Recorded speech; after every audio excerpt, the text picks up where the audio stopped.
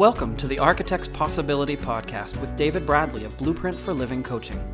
Each week, we connect with design professionals, just like you, who are using their creativity, leadership, and passion to make the world a better place in ways both big and small, every day. Now, here's the host of the Architect's Possibility podcast, architect and executive coach, David Bradley. Good day, everyone. Welcome to the Architect's Possibility podcast. I am so excited today to have the opportunity to speak with Rashana Zaklit, who is an interior architectural designer with Gensler, based out of San Francisco.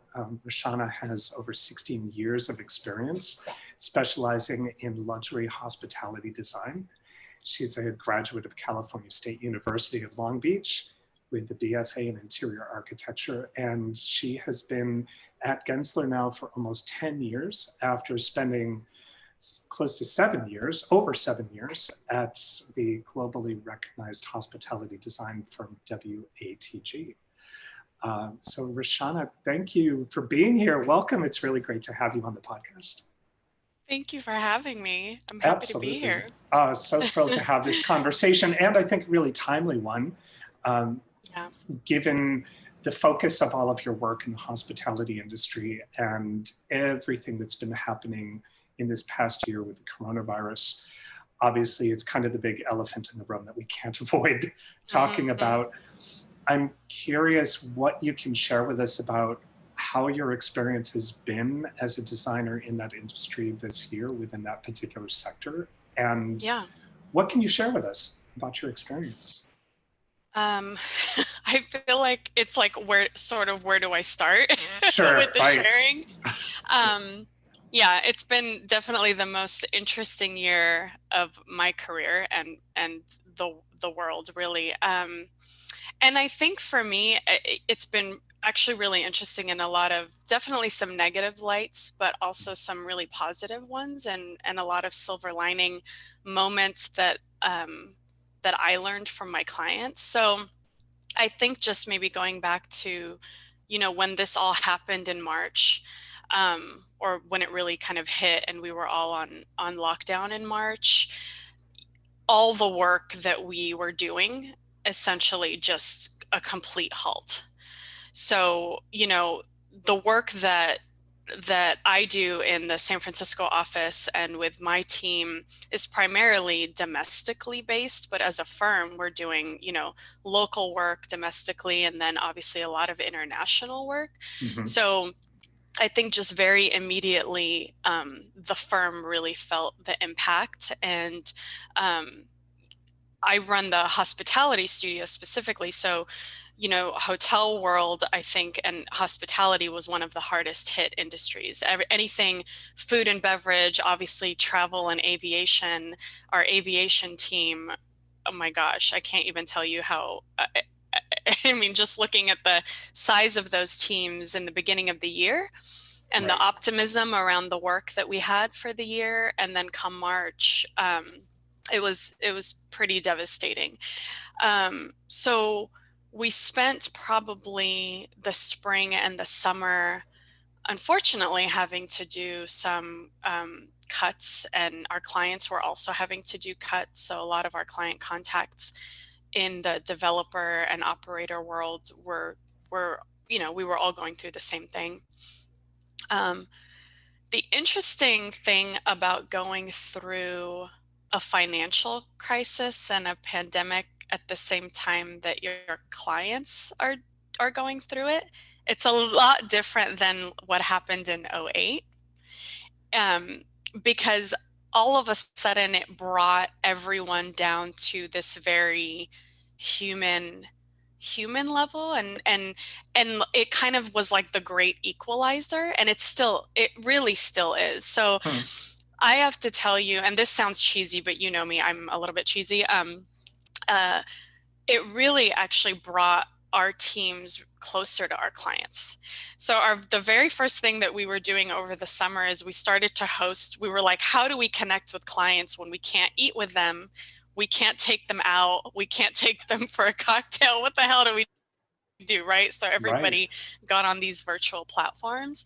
So we started to host a lot of these virtual cocktails and virtual conversations. And what we were doing, and they were 1 hour sessions, what we were doing was connecting clients that actually normally are competitors. So we would have somebody from Kimpton Hotels join, and we would have Dream Hotels join, and we would have somebody from Hyatt, and we would have an operator from Orange County. So typically, all of these industry folks that compete in a normal world, and as soon as you got them on these calls, that level of competition just was completely gone. Wow. So it was the first time in 16 years that I felt like we Gensler, we were running the call as hosts, but they were talking to each other. So it was really, really cool. And they were asking each other questions. And what are you guys doing to come out of this?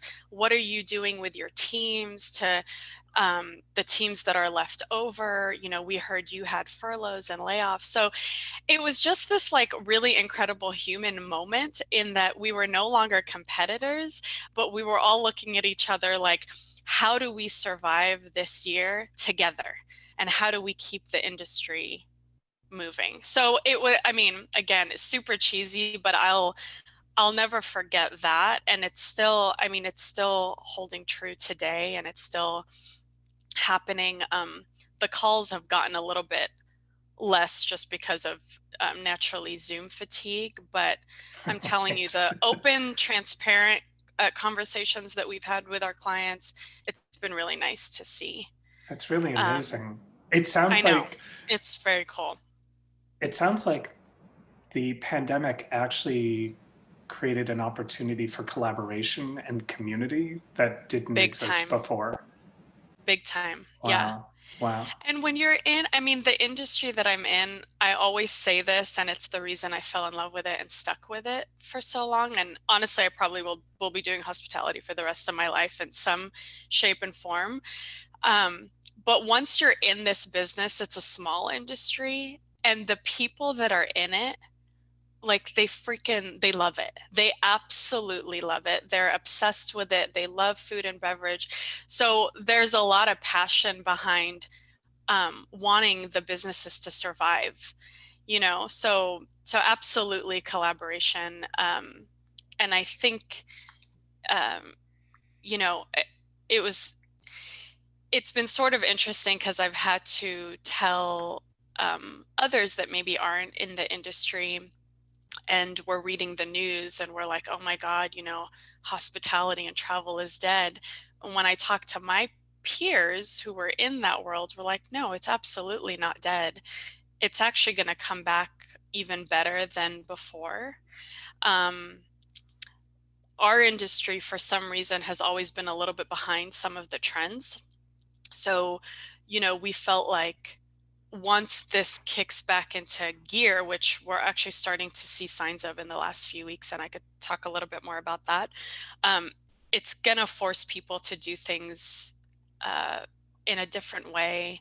Um, you know, we've talked about health and wellness coming back in a really different way in hotels, and food and beverage. Uh, we've been talking to also a lot of workplace clients. For example, Google is one of them very recently that's really interested in what hospitality is looking towards in the future and how they can pivot their future of workplace. You know, we've had 9 months of people getting used to working from home, and there's some downfalls, but there's also a lot of really great luxuries. So all the all of these kind of big tech companies are looking at how do we, when we do get people back in 1 year, 2 year, 3 years, they're not going to come back in a normal Monday through Friday, 9 to 5 type of a way. So how can we learn from the hospitality industry and some of those moves in creating spaces that feels like home, not just feels like home, but also functions like home or operates like home. So they're looking towards, you know, operational and service models in the hotel world to make their workplaces much more attractive to that future employee that, you know, doesn't want to sit at home all day long. So it's been a really interesting time. When you Yeah. said you said our industry has been a little behind the trends. Are you speaking about Yeah. the design industry specifically? Not all of design, but hospitality. We've always just been a little bit slower to change change our ways of designing or planning, right? Like if you're doing hotels, and maybe just to give a specific example, there's ways of planning hotels that have been sort of tried and true for years and years and years that work. What would be an Um, example of that? so I get let me So I guess an example, without getting into the weeds of like Yeah, hotel planning, like yeah. typical, I'm like, well, let's see, we start with a lobby. Uh, well, I'll give you a very sort of straightforward example that's um, so like meeting rooms, for example. Hmm. A lot of larger hotels, older hotels, Four Seasons, St. Regis, and when you go to these, you'll see this type of setup is there's your traditional lobby, there's your food and beverage outlet that essentially is something that's either tucked away in the back or in the corner. Hmm. And then there's all of your meeting rooms and event spaces that are really tucked in the back, and sometimes in not necessarily the basement, but are in the darkest corner of the hotel. Right. So that's been something we've been talking about for years and years and years, is how do you take those meeting room spaces and innovation spaces and bring them back towards basically the lobby. Hmm. And so what used to be very segmented programmatic areas of a hotel are now very much things are shifting into being more of like a uh, hybrid type of spaces. Um, and this was sort of happening a lot pre-COVID, a little Hmm. bit, but I think now, and hotels already started to pivot um, in actually offering their lobby spaces as as places that you can go and work. And So gather. if you're sick and gather, well, and not just gather, but if you're sick of working from home, by the way, we've got the best Wi-Fi. Come grab a spot in our lobby or in our meeting room that has great lighting, and you can work here, and you have access to the bar, to whatever, you know, to all of these different amenities. So that I think is going to be much more quickly just the way that things are planned for projects that are new construction. It sounds like a more integrated experience and Yes, approach because, exactly. I mean, Yes. you and I have been around long enough to have attended many conferences, I'm sure.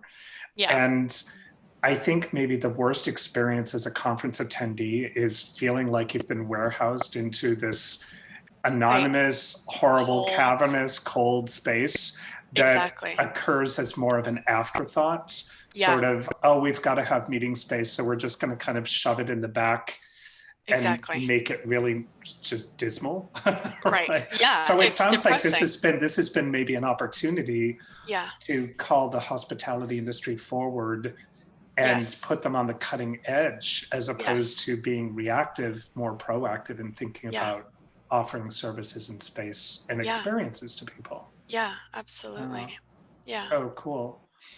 What have been some of the biggest challenges for your clients aside from obviously the downturn in work? Yeah. What sort of design challenges have they been coming to you with? I mean, the most, and I think again, these are short-term challenges, but Hmm. the more short-term challenges, and again, in particular in the summer, was how they can pivot their existing properties to obviously accommodate like the distancing needed for COVID. And then I think some of the things that, and this isn't to say all of our clients, but a lot of them are trying to actually plan sort of pandemic-proof spaces going forward, right? So I know it's kind of weird to even say You that. saw the So look on my face, like, okay. like, what does that mean? I know. But they want to know, I think it's really designing for flexibility going forward, because this was such sort of an unknown thing that hit a lot of us out of the blue. I don't know anyone that's been in a global pandemic before.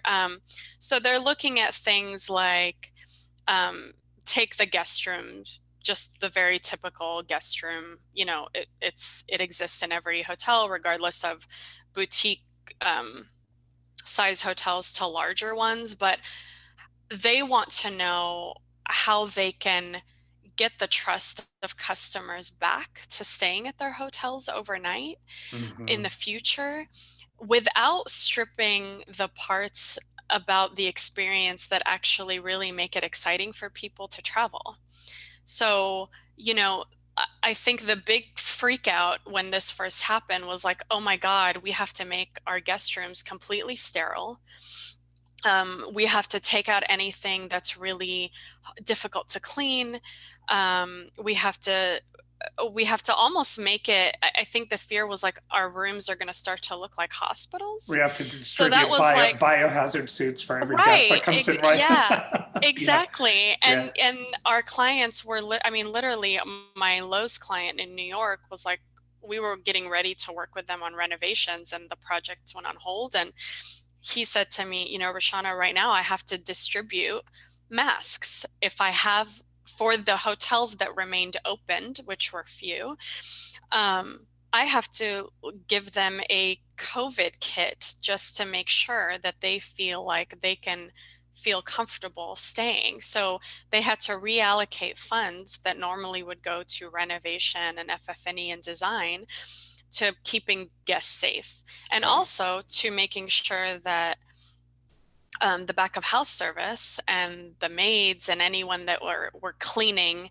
the property, they had to invest more money into training and marketing and collateral Right. to make sure that people felt comfortable. So, and I think that's still, I mean, it feels like right now in December, and just reading the news this morning, I hope we're not getting back into a lockdown like we did in March. We'll see, since people aren't really listening and following the rules. Right. But that's been their biggest, a lot of what we were hearing is that's their biggest concerns early on, is how for new construction going forward, how can we create flexible spaces that, again, if there are fears, we can quickly accommodate, for distancing and for some protocols that we might have to follow. And actually, so Hotel San Luis Obispo is an interesting one. We just opened a small boutique hotel in San Luis Obispo, and they opened, technically they opened, I want to say, I'm going to get the dates wrong just slightly, but December, January. Brand new. They have spa, they had 2 restaurants, they had this beautiful lobby that opens up to this gorgeous courtyard, and the pandemic hit and they immediately had to shut down. So they didn't even really had a chance to start, running their business. Right. They reopened in late summer, maybe August, September. And they've been actually doing tremendously well, maybe to a point that that makes some people nervous, but they've had about 81% occupancy, which is Wow. tremendous. I know they've been doing outstanding, but the interesting thing about it, and we've talked about this, is it wasn't, obviously was not designed thinking that there would be a pandemic, but it was designed with a tremendous amount of flex space. So the main lobby is designed so, and we did the architecture and the ID, and it was this kind of integrated project. But the primary lobby, when you come in, is designed so that there's these like nano walls that completely open up into this outdoor courtyard. And then to the left and to the right are these restaurants. So the way that it was planned was really efficient, really smart, really flexible. So they were able, because it was designed that way, they were able to adapt very quickly. And we heard it directly from the client. They were like, we kind of felt like we were set up to be able to just pivot and provide the social distancing requirements without it feeling really cold to the guests. And in addition, from a rooms perspective, there's been a trend for the last 10 years to actually go towards much smaller room footprints. So it's all about urban, smaller, modular, 175 square foot rooms.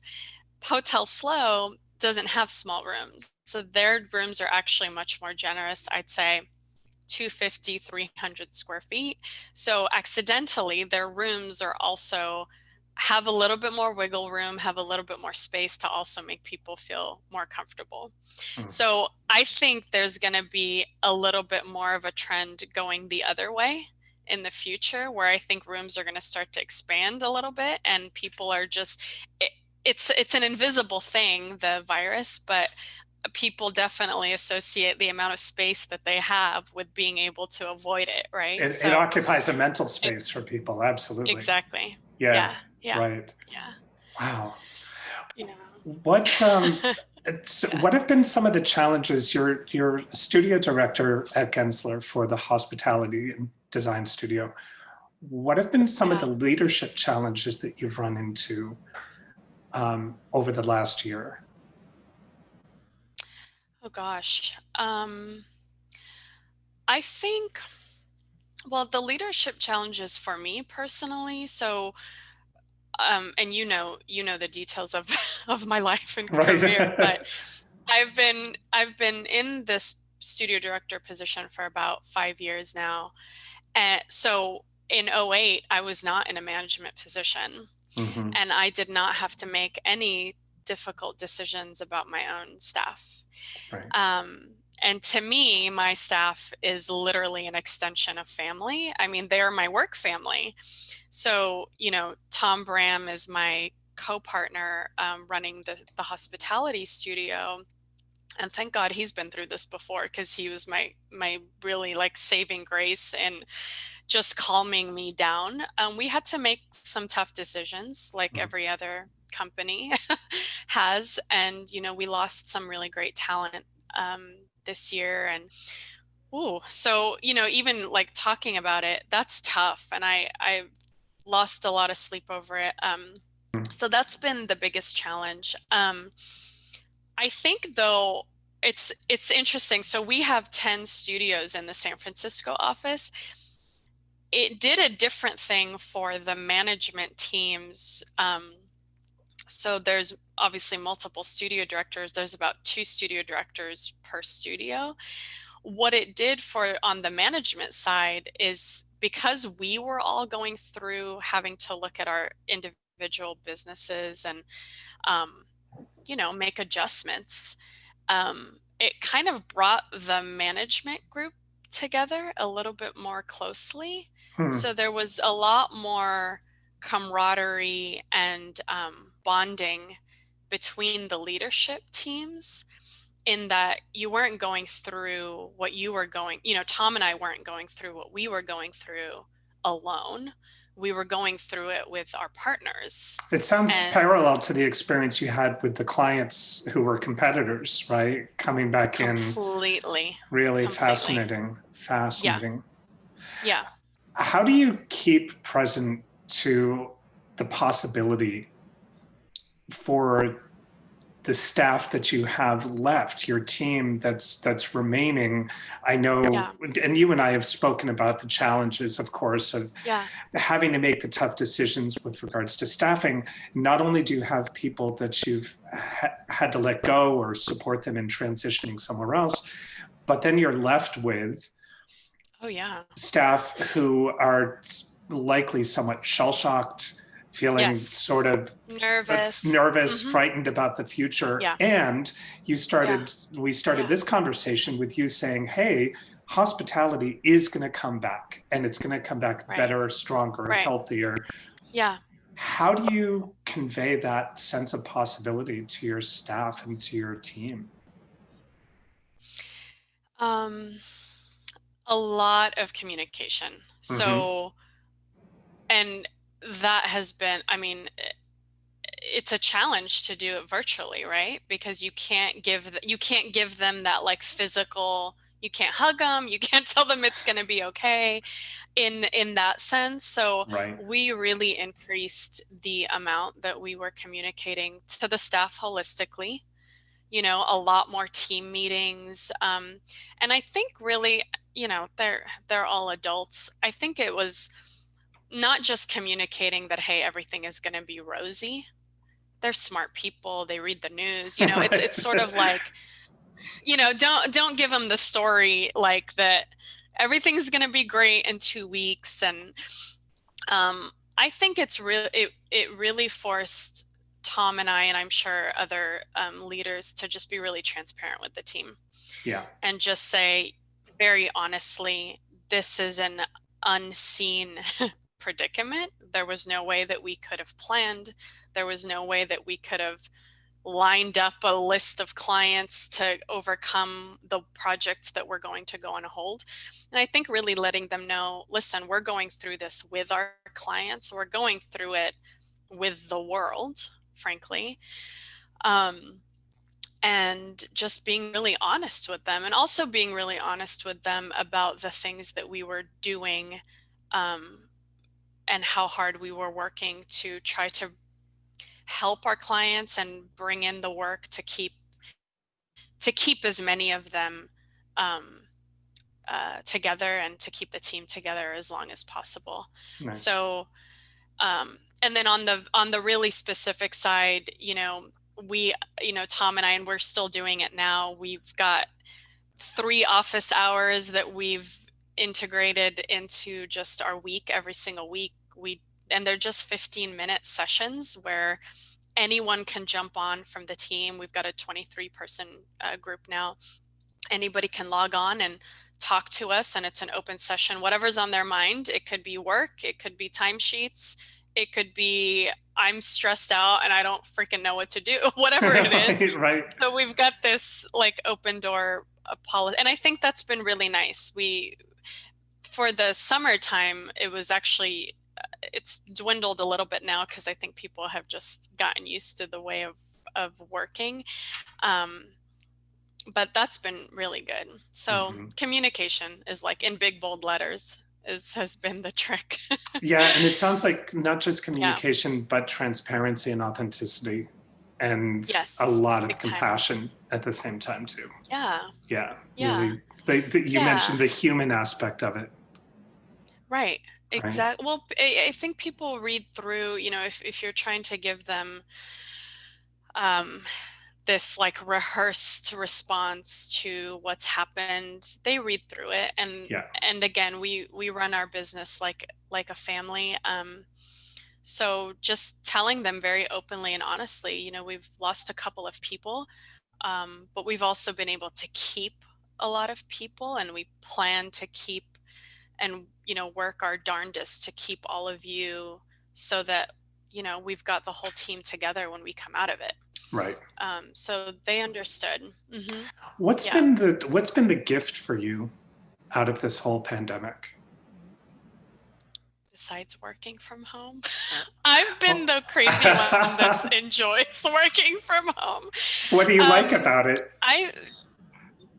Oh my gosh. Well, I've got a little toddler at home, so she's at school right now. But I think for me, just my struggle as, a woman who loves her career and loves her family has been finding time for both.